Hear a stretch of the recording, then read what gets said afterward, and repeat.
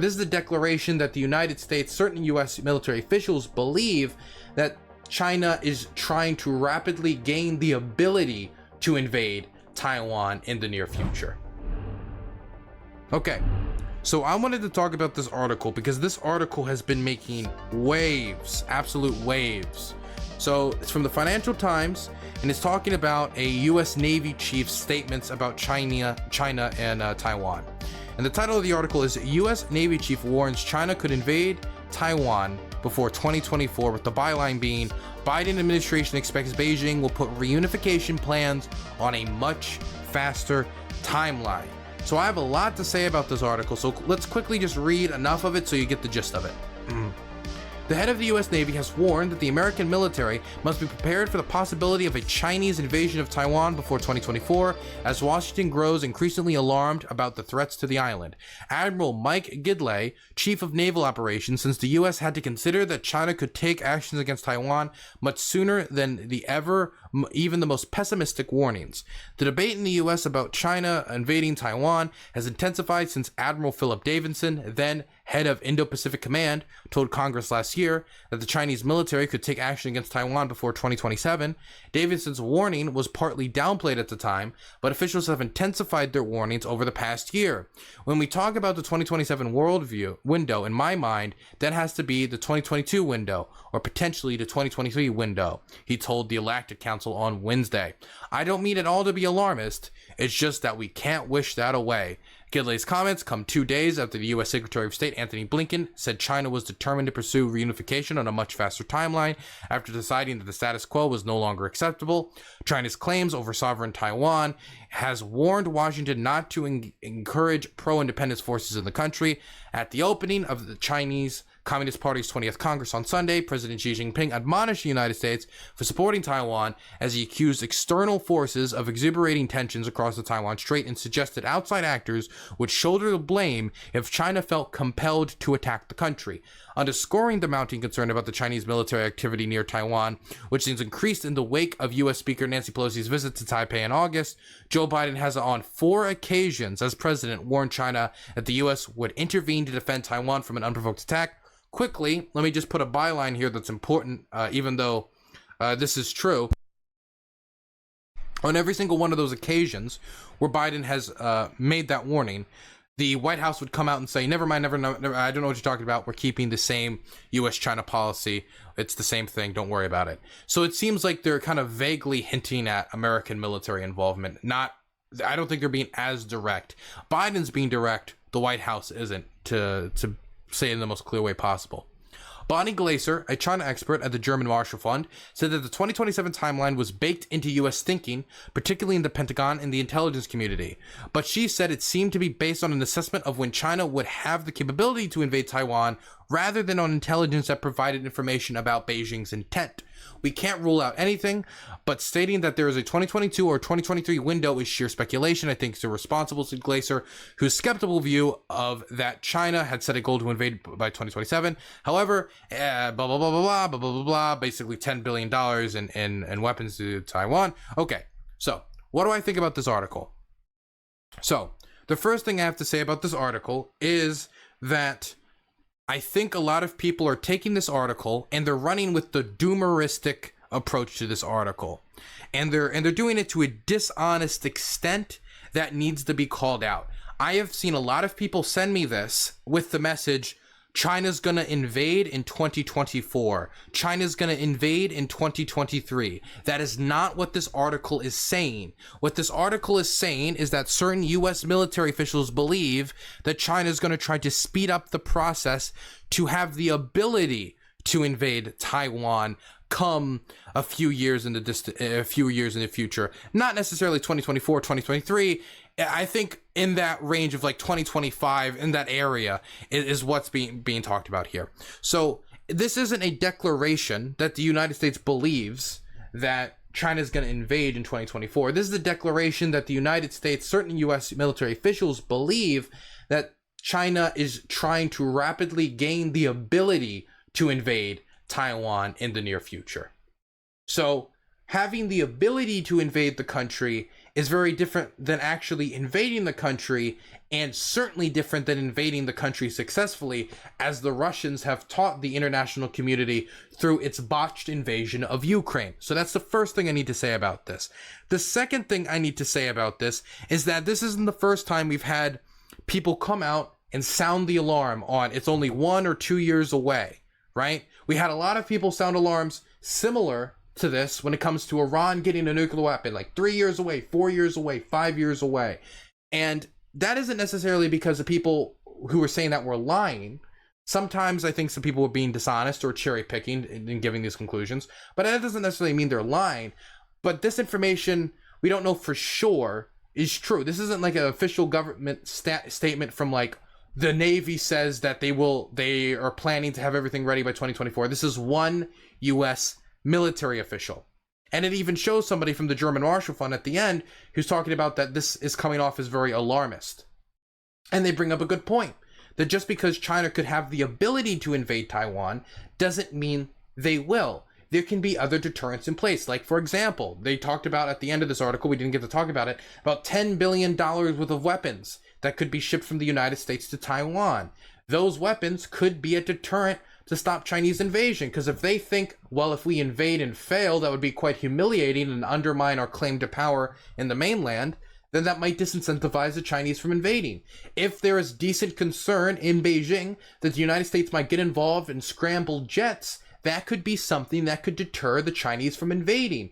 If the Japanese, as they've recently stated they are willing to do, and I was going to cover this, actually, I think we should cover this. Danabo, you got to cut here for the YouTube channel. I think we should cover this. Let me bring this up. This is actually important. We should talk about this in relation to this. Let's see if it comes up. Yeah, here it is, right here.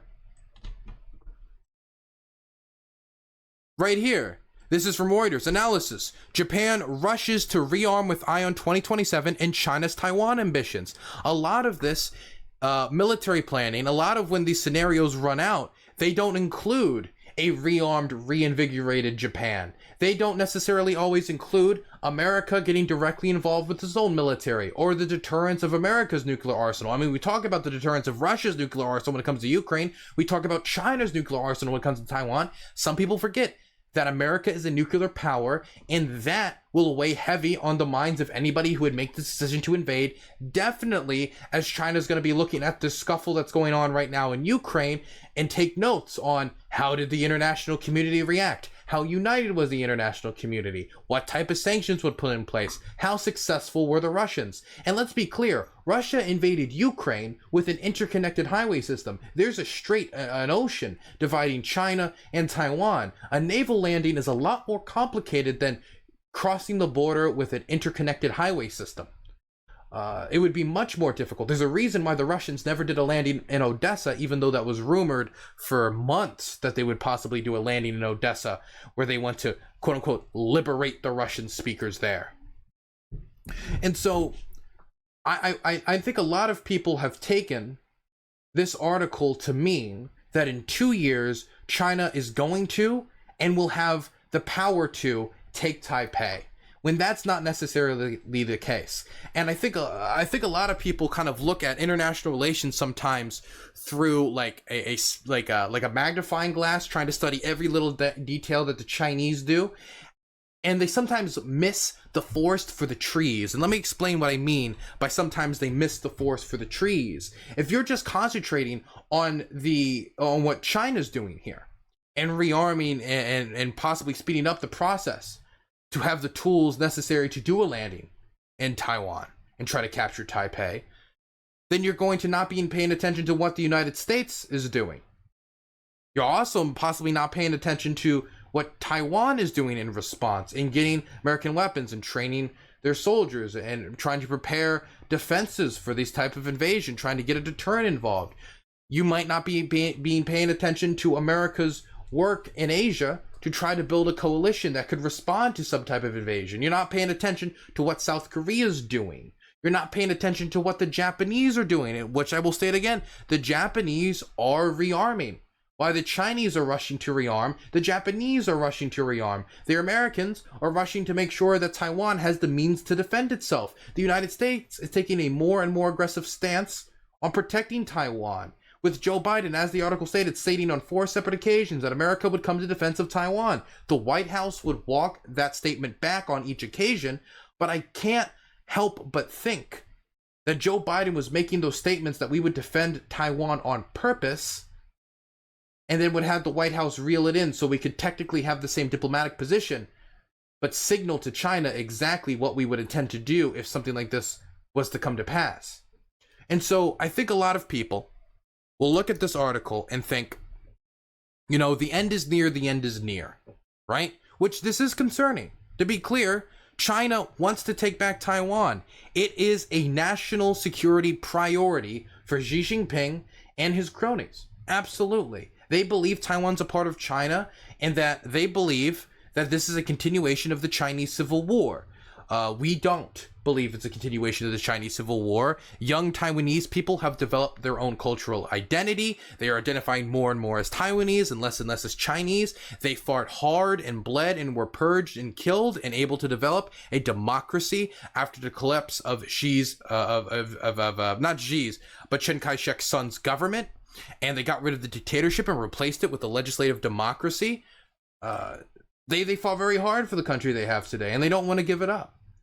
And so I think there's a lot of things that need to be taken into account here when it comes to, you know, we talk about Ukraine's will to fight and how that shocked everyone. I think a lot of people might be shocked by how much the Taiwanese are going to be willing to fight to defend their democracy. And so this is something to pay attention to. But I want to make sure to be a counterbalance here, so you're not all just going doomer mode. That this isn't just China, like, super uber preparing to take Taiwan, and Taiwan's just sitting there, Japan is just sitting there, America's just sitting there. Because they do seem to be getting ready for what might come, or trying to project peace through strength. This idea of like, look, we're going to create the disincentives and make it very, very painful if you were to try to take Taiwan, and either incentivize you to really reach a peaceful solution with the Taiwanese or protect the status quo, which has at least preserved peace since 1949. Anyway, I wanted to cover this quickly because this article was being sent to me all day of people with like doomeristic mindsets, and this is concerning. And I do think we should take the U.S. Navy chief's words seriously, but please do look at the bigger picture here. The pieces are being put in place for what could be a confrontation over the Taiwanese Strait, and we need to make sure that we don't compromise on democracy and compromise on our allies in Taipei, or we could lead the world towards another Russian invasion of Ukraine. This time it would be the Chinese invasion of Taiwan, which is one of the most dense countries on the planet, and those refugees, they're going to be hitting the shores of California, because there's a large Taiwanese community in Cali. And so this does deeply concern American, I don't want to say American strategic interests because it's a buzzword, but this does deeply concern the United States. And I think we should be ready.